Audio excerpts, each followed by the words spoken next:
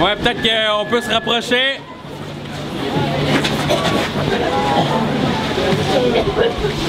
On aimerait vous dire bienvenue. Merci d'être là en solidarité avec Amélie, Fallon et Carlos. Nous allons vous lire et lire aux gens qui nous écoutent les lettres de Fallon et de Carlos dans les 3 langues, en commençant par l'espagnol, en solidarité avec eux, elles. Je crois que c'est important de vraiment se mettre dans l'esprit qu'ils voudraient qu'on soit. Alors, on pensait le faire à travers ça. On va commencer avec l'espagnol. Carta pública de la compañera Fallon. Hola amigos y amigas. Estamos aquí juntos y juntas, nosotros y nosotras en este lado y ustedes del otro quizás. En la lengua del Estado hay años o kilómetros que van a separar a nosotros y nosotras, pero la cosa que compartimos es bastante más grande que todos los kilómetros o años. El Estado piensa crear una distancia entre nosotros y nosotras, pero es el contrario. Vamos a estar más juntos y juntas que nunca. Hoy, el 8, hay más o menos 60 horas que estamos viajando entre los carros de la pinche policía y los centros federales y provincial, aunque ellos y ellas deciden que vamos a quedar aquí otras 48 horas. Ellos y ellas hacen nada porque el silencio es más fuerte que la represión. Lo más importante para mí ahorita es construir una fuerza más grande que la cárcel. Tenemos el contexto de hacer relaciones internacionales. Para mí la solidaridad es de amigos y amigas. No soy una víctima o una detenida política. Yo quiero utilizar la realidad que vivimos ahorita para construir amistades más fuertes y más grandes. Estoy lista a combatir la autoridad aquí como afuera. Nunca me voy a parar. La cárcel es una realidad normal y voy a utilizar esta experiencia y espero que ustedes también para desarrollar una fuerza individual más fuerte cada día. Estamos aquí y siempre vamos a estar aquí para afrontar toda la realidad en la cárcel y afuera. Un abrazo grande a todos y todas contra la autoridad aquí y afuera, Fallon. Carta pública del compañero Carlos. Con mucha energía y rabia, escribo estas breves líneas para dar a conocer mi actual condición de secuestro por parte del gobierno del Distrito Federal. Asimismo, para divagar un poco sobre algunos aspectos, creo que ahora me vienen bien. Mi situación política, aunque no se decide, así que por obvias razones no puedo adentrarme tanto en los detalles para no entorpecer mi defensa. La noche del domingo 5 de enero, las compañeros Fallon, Amélie y yo fuimos detenidos y detenidas por elementos de la policía como supuestos responsables de unos disturbios con bomba molotov realizada en la Secretaría de Comunicación y Transporte y también del incendio de varios autos a una concesionaria de la Nissan, de Fuero Federal y Común respectivamente. Hasta hoy, miércoles 8 de enero, se nos acusa de terrorismo, delincuencia organizada y daño a la propiedad ajena.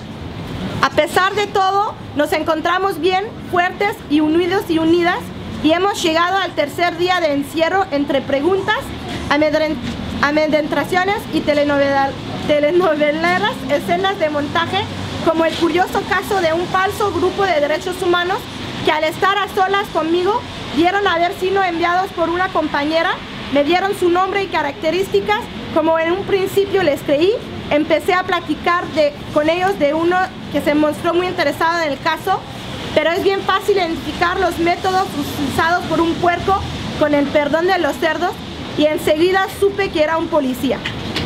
En su supuesta intención de defendernos, me mostró varias fotos donde aparezco yo y unos amigos y unas amigas y amistosamente me pedía nombres y especificaciones y enseguida pensé, ¿cómo puede ser un policía quiere actuar como compañero si en su corazón no existe ya la dignidad? Pues en su formación intrinseca se les domestica como perros de casa al servicio de un amo, al son de obedecer y no cuestiones, solo actúa y no sienten, dándoles una singular forma de babear y un brillo de acoso malicioso en sus miradas. En lo personal me reivindico como anarquista de praxis insurreccionalista, entendiendo por eso la ruptura con toda forma de dominación mediante la lucha diaria, pensando y repensando métodos y objetivos, partiendo de la libre voluntad del individuo a la organización de las relaciones sociales de manera horizontal, capaces de decidir sobre nuestras propias vidas, empezando por la destrucción de nuestros propios paradigmas mentales que nos asocian a la obediencia y sumisión para trascender a la conflictividad de manera permanente e informal. Sé que la solidaridad entre anarquistas es fuerte, pero es un roble como el que va más allá que la simple palabra. Solidaridad con Gustavo Rodríguez, Mario González, Amélie Falón, Gabriel Pombo, Felicity Ryder y todos y todas las compañeros y compañeras en situación de deportación, fuga o cárcel. Carlos Ceparos, Procuraduría General de la República, Distrito Federal. So I'm going to read the English one, starting with the letter from Falon. Hello friends, we are here together, us on this side, and you may be on the other side. To use the language of the state, there's years and kilometers that are going to separate us, but the thing we share is bigger than distances or time. The state thinks that it creates distance between us, but on the contrary, we're going to be closer than ever before. Today is the 8th of January. We have been traveling between fucking cop cars and provincial and federal detention centers for the past 60 hours. And even though they've decided that we will stay here for another 48 hours, they don't have anything because silence is stronger than repression.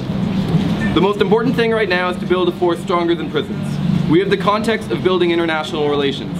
For me, solidarity is friendship. I'm not a victim or a political prisoner. I want to use the reality that we live now to build a bigger, stronger friendship. I'm ready to fight authority inside here, like on the outside, and I'm never going to stop.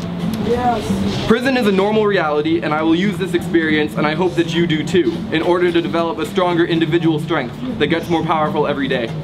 We are here, and we are going to be here to confront both the reality of prison and the reality outside. A great hug for you all, against authority here and outside. Fallon. So this other one is from Carlos. With lots of energy and rage, I write these brief lines to tell you about the conditions of my kidnapping by the government of Mexico City, but also to ramble about some topics that interest me at the moment.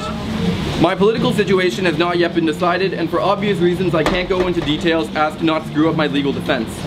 The night of the 5th of January, our comrades Falon and Amélie and myself were detained by members of the police for being the alleged perpetrators of Molotov cocktail attacks against the Secretariat of Communications and Transportation and for the fires of several cars of a Nissan dealership. Until today, Wednesday, January 8th, we are being accused of terrorism and organized delinquency and destruction of private property. We are all fine, strong and united, and have reached the 3rd day of detention between questions, attempts at scaring us, and elaborate ploys. Like the curious case of the fake human rights group, who once were alone with me, told me that they had been sent by a comrade, and told me her name and physical attributes. I initially believed them, and I began to chat with one of them who seemed very interested in the case. But it's easy to identify the methods used by Pig, apologies to the pigs, and I immediately knew he was a cop. With his supposed intention to defend us, he showed me several photos that pictured me and some friends, and in a friendly fashion he asked me for names and places, and I immediately thought, how can a cop try to act like a comrade when in his heart there is no dignity? Well, in their training they are domesticated like hunting dogs at the service of their master, without questioning. They only act and don't feel, giving them one single way to drool in a gleam of malicious harassment in their eyes. On the personal side of things, I am an insurrectionary anarchist. What I mean by this is the rupture with all forms of domination through daily struggle, thinking and rethinking methods and objectives, using as a point of departure the will of the individual and the organization of social relations in a horizontal fashion, capable of deciding our own lives, starting with the destruction of our own mental paradigms that tie us to obedience and submission, to transcend into conflictuality in a permanent and informal manner. I know that anarchist solidarity is strong like an oak tree, and that always goes farther than simple words. Solidarity with Gustavo, Mario, Amélie, Falon, Gabriel, Felicity, and all the comrades who face deportation, who are fugitives or in prison. Carlos, yeah, that's it. Lettre de Falon, camarade anarchiste détenu au Mexique. Salut les amis, nous sommes ici ensemble, nous de ce côté et vous probablement de l'autre. Pour employer le langage de l'État, il y a des années et des kilomètres qui vont nous séparer. Mais ce que nous partageons ensemble est de loin plus vaste que les distances ou le temps. L'État pense qu'il crée une distance entre nous, mais au contraire, nous deviendrons plus proches que jamais. Aujourd'hui, le 8 janvier, nous avons voyagé dans les maudites voitures de police, de flics, entre plusieurs centres de détention provinciaux fédéraux en l'espace de 60 heures. Et même s'ils ont décidé que nous resterons ici pour un autre 48 heures, ils n'obtiendront rien parce que le silence est plus fort que la répression. La chose la plus importante maintenant est de bâtir une force plus puissante que les prisons. Nous avons le contexte pour bâtir des relations internationales, Pour moi, la solidarité, c'est l'amitié. Je ne suis pas une victime ou un prisonnier politique. Je veux utiliser la réalité que nous vivons maintenant pour construire une amitié plus forte, plus grande. Je suis prête à combattre l'autorité de l'intérieur ici, comme à l'extérieur, et je ne vais jamais arrêter de le faire. La prison est une réalité normale, et je vais utiliser cette expérience, et j'espère que vous le ferez aussi, dans le but de développer une force individuelle plus puissante, qui devienne plus forte à chaque jour. Nous sommes ici, nous allons être ici pour confronter autant la réalité de la prison que la réalité du monde extérieur. Une grande accolade à vous tous et toutes contre l'autorité ici et à l'extérieur. Fallon. On entendra que, juste pour spécifier que réalité normale, ça veut dire qu'on vit dans le même fucking système puis que les prisons en font partie. C'est pas juste normal, genre c'est cool. Alors maintenant, je vais vous lire celle de Carlos. Lettre de Carlos Lopez, camarade anarchiste détenu au Mexique. C'est avec beaucoup d'énergie et de rage que j'écris ces brèves lignes pour vous parler des conditions de mon enlèvement par le gouvernement de la ville de Mexico et aussi pour m'étendre sur quelques sujets qui m'intéressent en ce moment. Ma situation politique n'a pas été décidée pour des raisons évidentes. Je ne peux pas aller dans les détails pour ne pas ruiner ma défense légale. La nuit du 5 janvier, nos camarades Fallon, Amélie et moi ont été mis sous detention par des membres de la police pour être les prétendus auteurs d'attaques au Molotov contre le secrétariat des communications et des transports et pour les incendies de plusieurs voitures d'un concessionnaire Nissan. Jusqu'à aujourd'hui, mercredi 8 janvier, nous avons été accusés de terrorisme, de délinquance organisée et de destruction de la propriété. Nous allons bien. Nous sommes restés forts, fortes et unis, et avons atteint le 3e jour de détention entre les interrogatoires, tentatives de nous faire peur et les stratagèmes élaborés. Comme le cas étrange d'un faux groupe humanitaire qui passait un moment seul avec moi, me disant qu'il avait été envoyé par une camarade en me donnant son nom et une description physique d'elle. Je les ai initialement crus et ai commencé à parler à l'un d'eux qui semblait très intéressé par mon cas. Mais c'est facile d'identifier les méthodes utilisées par un porcin. Toutes mes excuses au vrai port. Et j'ai immédiatement deviné qu'il s'agit d'un flic. Avec la supposée intention de nous défendre, il m'a montré plusieurs photos qu'il me montrait avec quelques amis et d'une façon gentille m'a demandé les noms et lieux. Alors j'ai immédiatement pensé. Comment un flic peut-il tenter d'agir comme un camarade quand dans son cœur il n'y a aucune dignité? Bien, dans leur entraînement, ils sont domestiqués, comme des chiens de chasse au service de leur maître. Sans questionner, il ne faut qu'agir, ils ne ressentent rien. Ce qui leur donne cette façon unique de baver et d'avoir cette lueur malicieuse, d'abuseur dans le regard. D'un point de vue personnel, je suis un anarchiste insurrectionnel. Ce que j'entends par ça, c'est la rupture avec toutes les formes de domination à travers une lutte quotidienne, penser et repenser les méthodes et objectifs, utiliser comme point de départ la volonté de l'individu et l'organisation de relations sociales d'une manière horizontale, d'être capable de décider de nos propres vies en commençant par la destruction de nos propres paradigmes mentaux qui nous lient dans l'obéissance et la soumission, pour transcender dans la conflictualité d'une manière permanente et informelle. Je sais que la solidarité anarchiste est forte comme un chêne et qu'elle ira toujours plus loin que seulement des mots. En solidarité avec Gustavo, Mario, Amélie, Fallon, Gabriel, Félicité et toutes les camarades faisant face à la déportation qui sont fugitifs, fugitives ou bien en prison. Carlos Lopez El Chivo, prison du procureur général de la République, Camarones, ville de Mexico.